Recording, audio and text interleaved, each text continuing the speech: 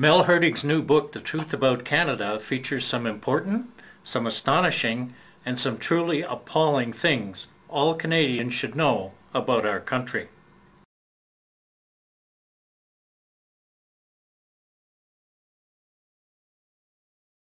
For over 40 years, the Organization for Economic Cooperation and Development has been one of the world's largest, most reliable sources of comparable statistics and unbiased and nonpartisan economic and social data.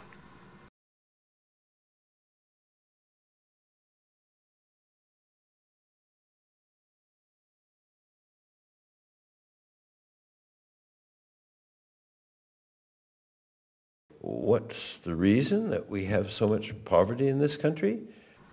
21 of the 30 OECD countries have lower poverty rates than Canada. Well, of all the OECD countries, we have one of the highest rates of low-pay jobs. 21% of the jobs in Canada, you know, we've got a low unemployment rate, but there's a problem there. 21% of the jobs in this country are low-pay jobs. In the European Union, it's only between 8 and 12%. But then, you know, we do have unemployment insurance, which is ridiculously called employment insurance now. In 1980, 86% of unemployed Canadians received unemployment insurance. Now it's under 40% of Canadians. And of the 30 OECD countries, we are 22nd in how unemployment insurance reimburses people for their lost income.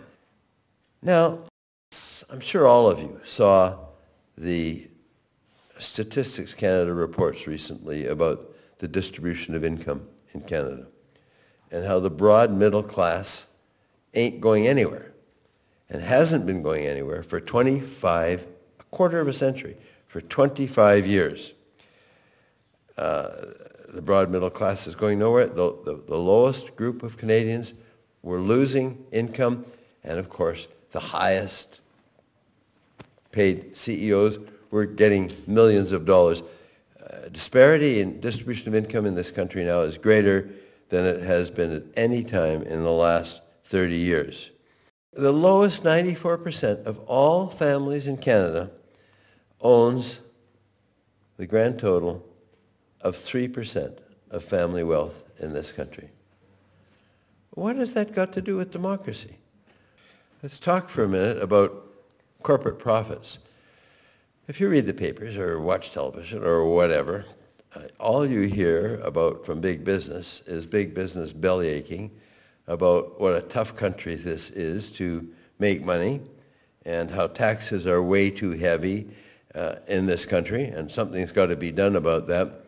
The people who listened carefully to that series of pleas that go on almost day after day after day were men called Brian Mulroney, Jean Chrétien, Paul Martin, and Stephen Harper.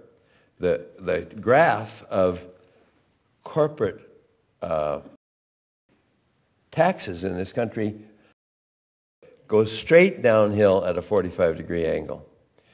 And interestingly enough, if you compare how corporate taxes have descended into the basement, all you have to do is look at the annual reports of the World Economic Forum on competitiveness, and as corporate taxes went like this, Canada's competitive rate went like this as well.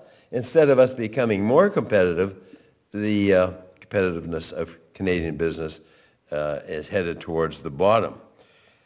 Corporate profits in Canada in 1992 were 4.7% of gross domestic product. In 2007, they were 16% of GDP. Corporate profits, regardless of what you hear from Jack Mintz or Tom DeQuino or all those guys, corporate profits in Canada have been higher in this country than in the U.S. for 16 of the last 24 years.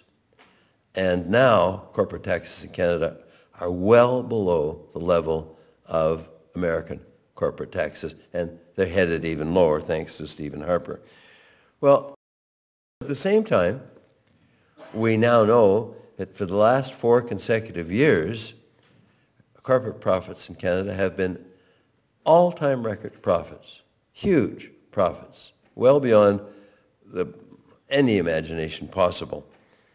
So when you have corporate profits like that, and if the world is becoming an increasingly competitive place, China and India and Indonesia, et cetera, what have you got to do?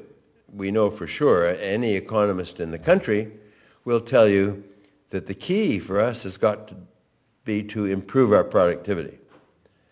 And if you improve your productivity, you've got a good chance of improving your standard of living.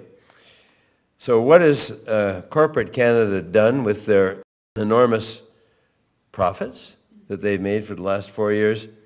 Have they invested in new machinery and equipment?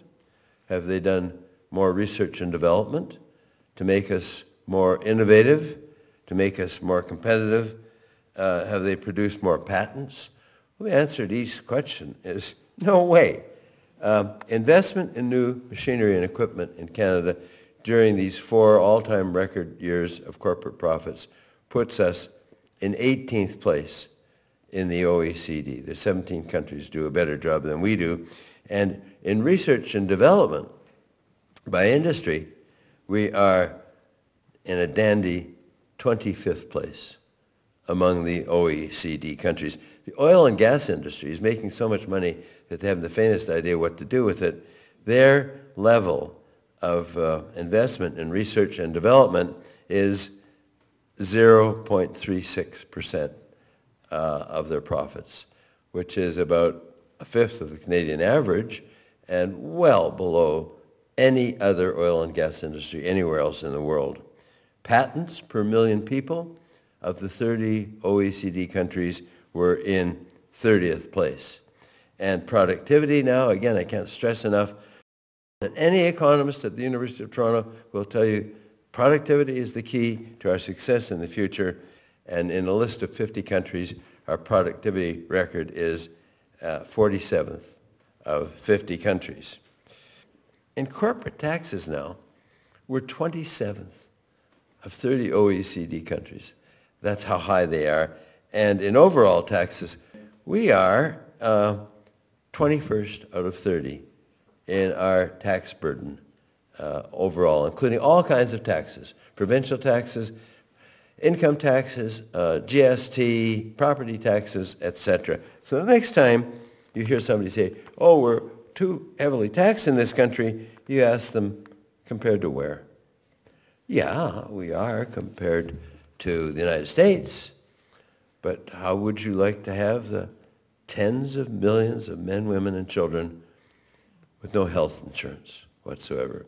How would you like to have the hundreds and hundreds of thousands of personal and family bankruptcies every single year because people can't afford to pay their medical bills? How would you like to have the incredible absence of social programs that exist in the United States compared to almost every other developed country? One of the things you'll find as you examine the annual publications of the OECD is that by any social calculus that you want, any denominator that you want to measure, the United States and Mexico is at the bottom of the 30 nations barrel, especially in terms of poverty and child poverty and etc. I don't know about you, but that's not the kind of country that I want to live in myself.